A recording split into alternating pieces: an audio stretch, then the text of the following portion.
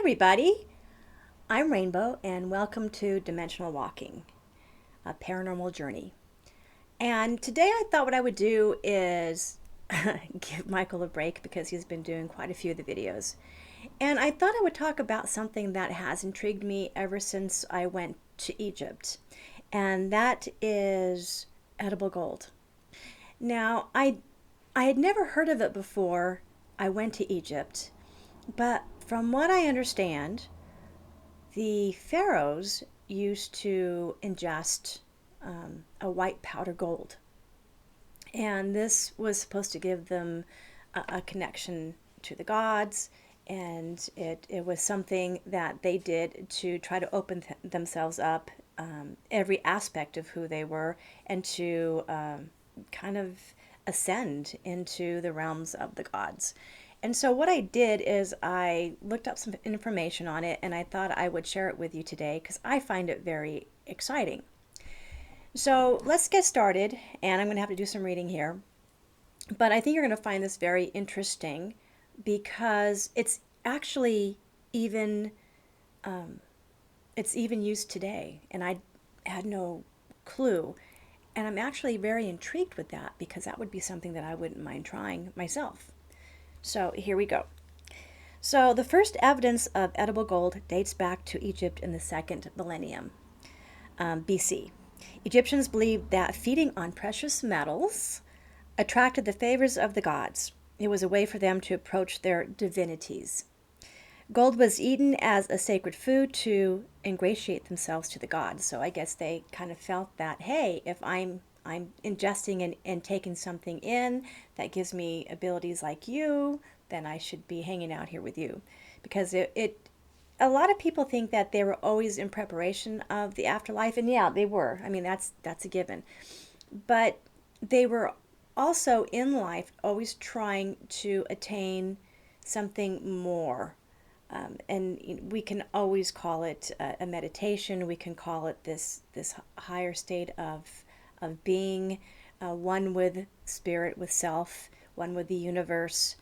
We can call it whatever you want, but I think that it all started with them and early in the old dynasties.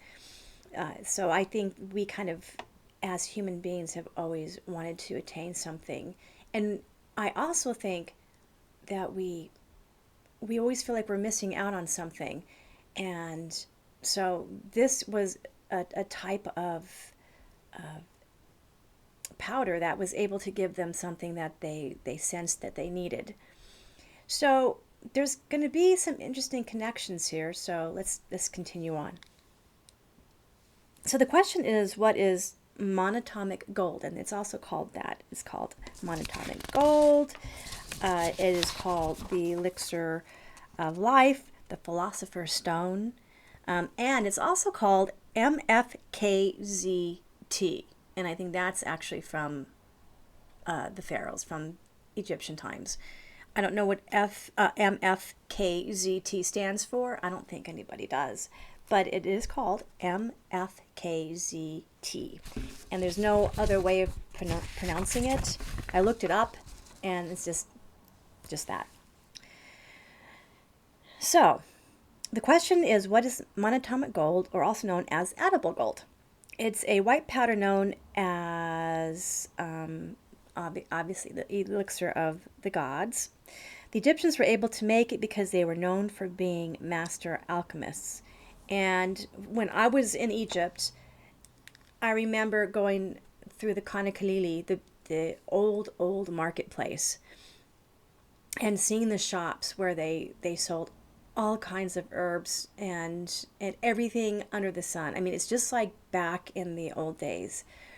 You felt like you were back 2,000 years, and they had like feathers, hawk wings.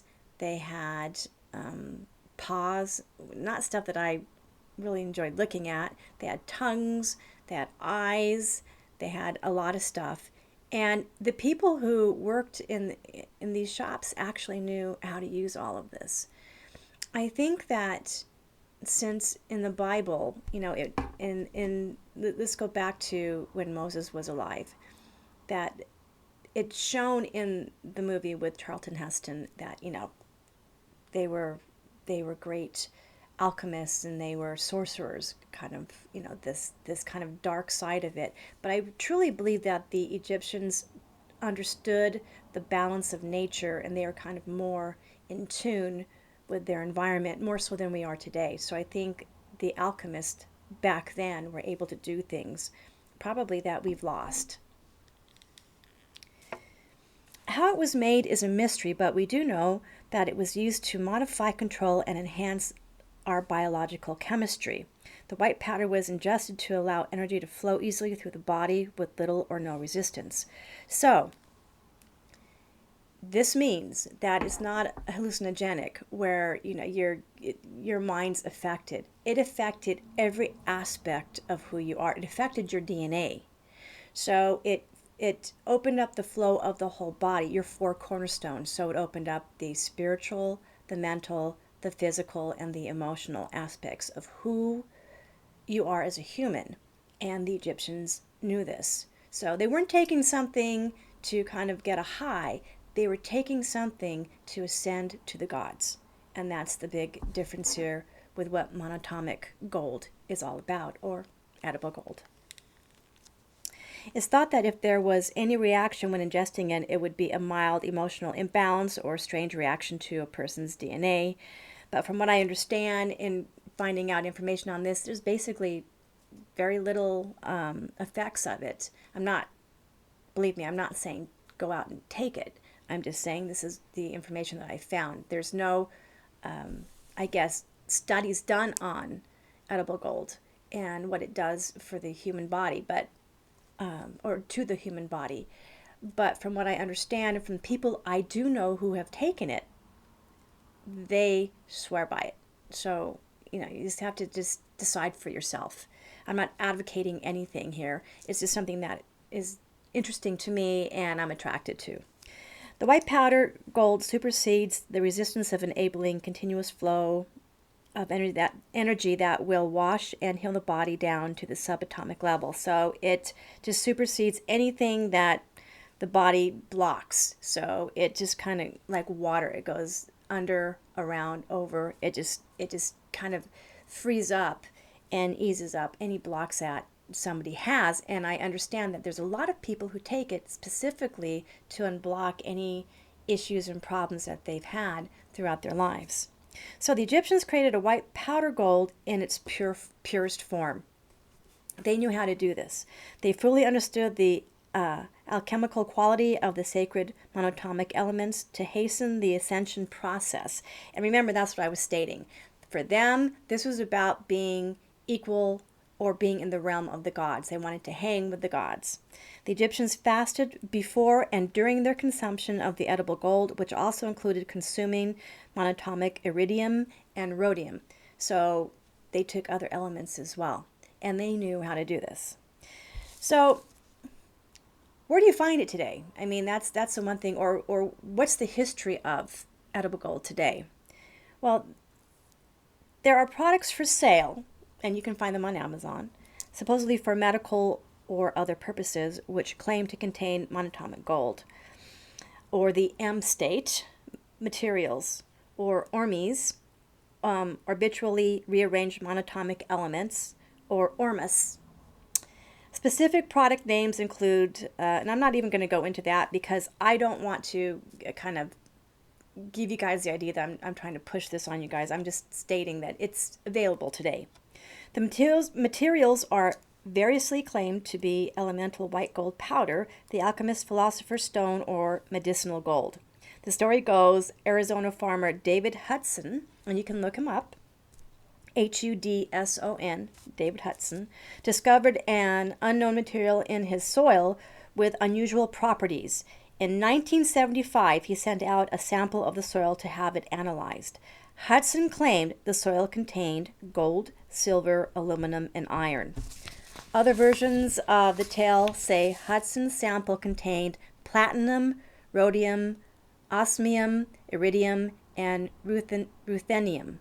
According to vendors who sell ormus, It has miraculous properties, including superconductivity, the ability to cure cancer, the ability to emit gamma radiation, capacity to act as flash powder, and being able to levitate.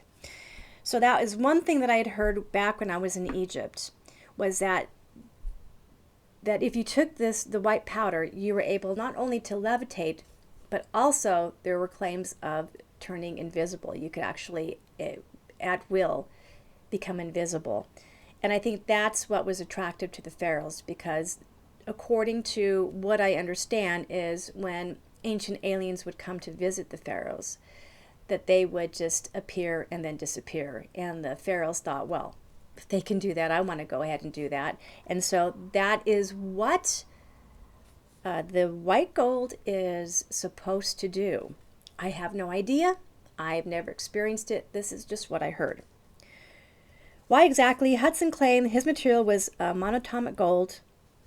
And I guess he understood what he looked into it, and from whatever information he got back, he's claiming this. And he's the one that kind of brought it to the forefront. And I've heard of his name before. And so I think he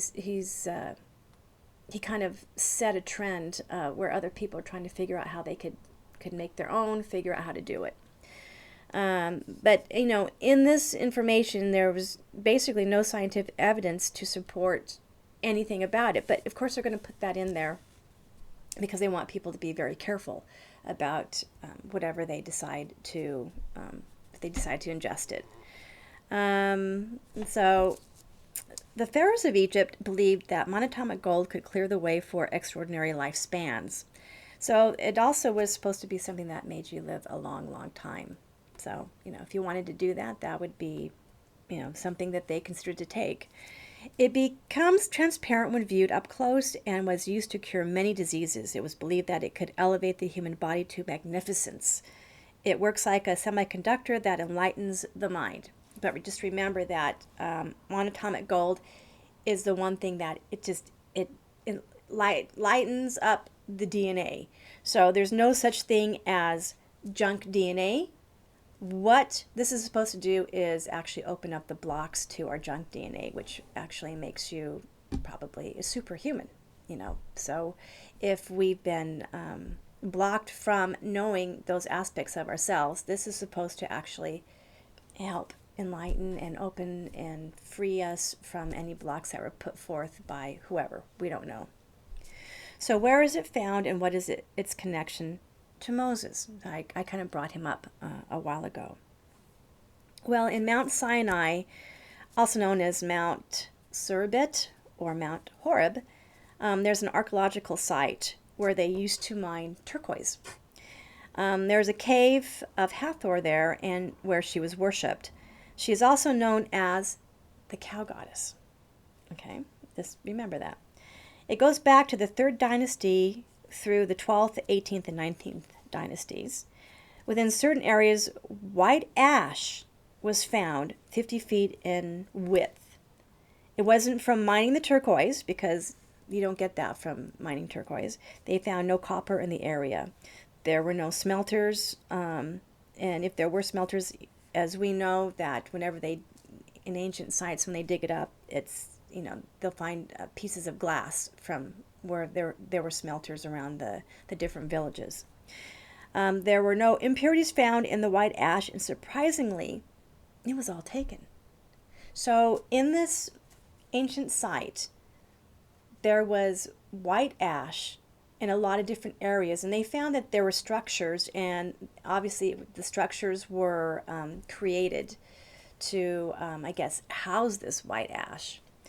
And then, and this was found back many, many years ago. And the archaeologists who go to the site today said there's not any. So it was taken. So there had to have been something very unusual about this white ash for whoever it was to have taken it. And so they said there's literally no evidence of white ash in this location today. So the question is, why was it taken, and what was it? So they're not saying, and